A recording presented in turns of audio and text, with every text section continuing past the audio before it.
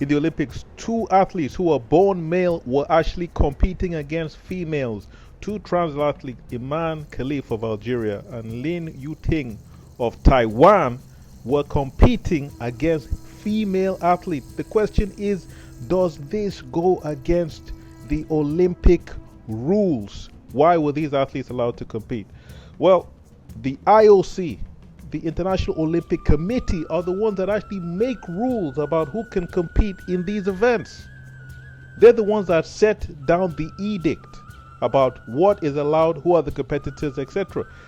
In their rules, they actually don't specify the criteria for which trans athletes can compete in the different sports, including boxing. What they do is allow each sport to separately decide if they will allow trans athlete and the criteria on which that can occur. That's why you have what I view as a completely disgraceful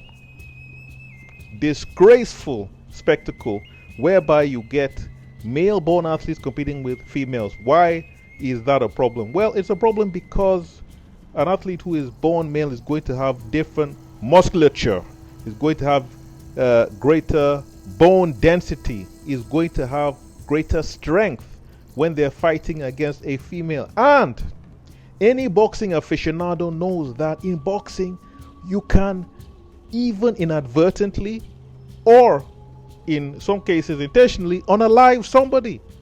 You can seriously hurt your opponent. There are several people who have competed in boxing matches who have unfortunately not come out of the ring the same way they went in, and they can barely speak, they can't walk, they can't do anything because of being involved in a grueling boxing match. At the end of the day, the whole point of being in a boxing match is to incapacitate your opponent, is to knock them unconscious. That is what boxing is. It's a terribly serious, potentially debilitating and vicious sport. That's why there's an outcry with many people saying that the athletes who were previously born male, otherwise known as trans athletes, should not be allowed to participate in boxing matches against females. The question is, what can the females do? Well, it depends.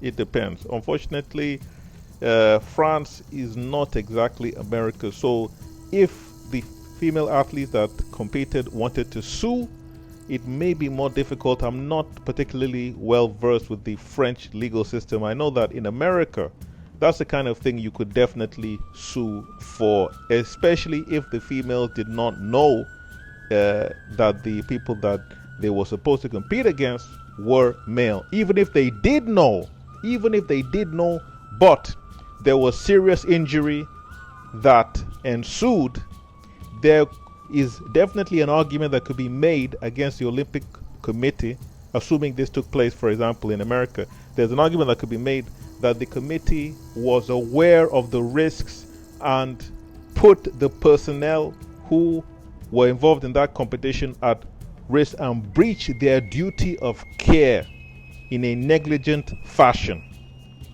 That is a legal argument that could be advanced in that instance. And I will say that it's certainly very sad.